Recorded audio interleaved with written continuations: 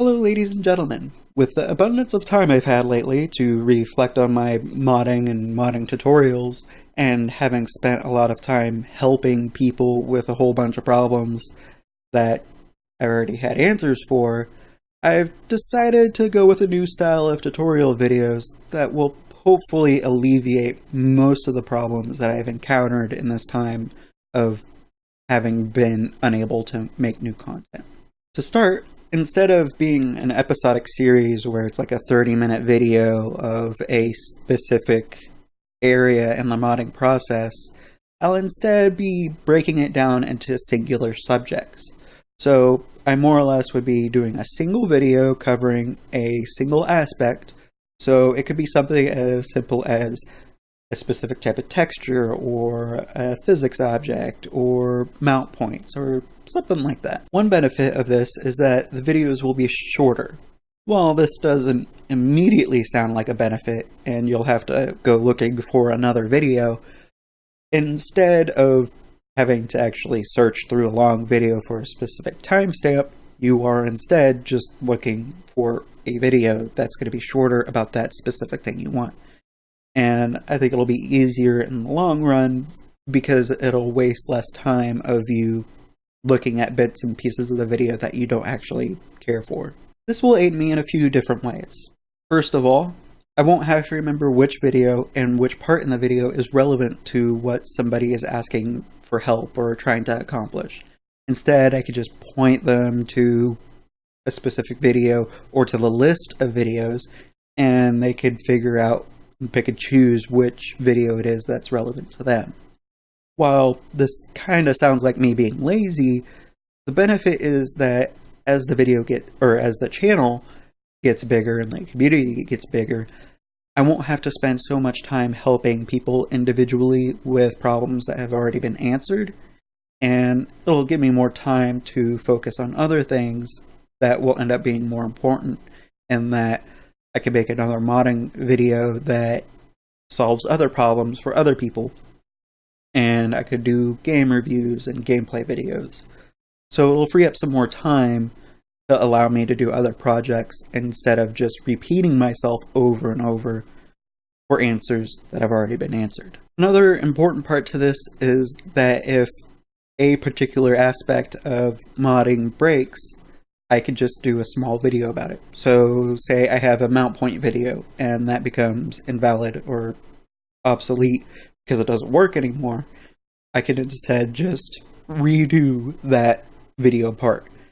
And I won't have to worry about a 30-minute video having bits and pieces of it that are invalid.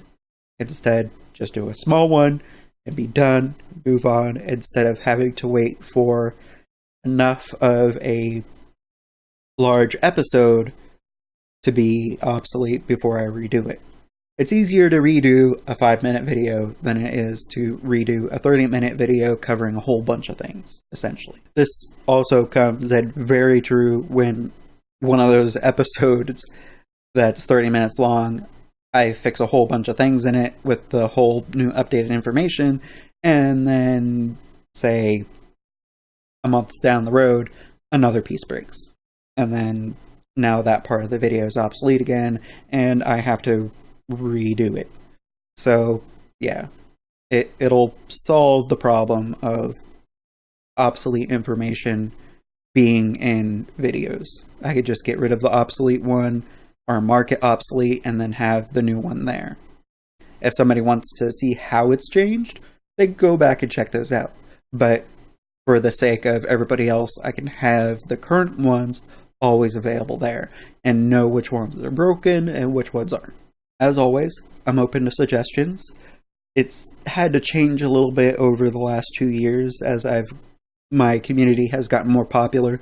I've been getting too many free suggestions, and that I can't make everything that everybody wants. It's just not feasible. It just takes too long to 3D model something and then get it into the game and make sure it's working and balanced. So I've kind of had to go to a first come first served basis, and that list is huge. And a lot of the ideas I don't feel like would be very well received by the whole community, and I want to focus on things that are more widely accepted by what people want. And the other thing is that anybody that donates, anybody that supports me on Patreon gets first dibs. So if somebody is like, hey, I want this block, great, you're on the top of the first come, first serve list. And say that happens and there's 20 people on that first come, first serve list. And then somebody's like, hey, I like what you do. Here's a $10 subscription to your Patreon. Can you make this for me? I am going to put that person at the front of the line because they're supporting me doing what it is I'm doing. And it feels only proper to support them. And while that is an okay model right now, it's going to get a little bit harder as the community gets bigger. And I'll probably end up having to move to polls and stuff like that. But while my channel is still small, I could take the individual suggestions and the Patreon suggestions and stuff like that and work on those. But once the community gets to the point of being big enough that I need to do polls, we'll cross that bridge when I get there. I'm pretty sure it'll be pretty easy, and hopefully you guys are accepting of it as it goes.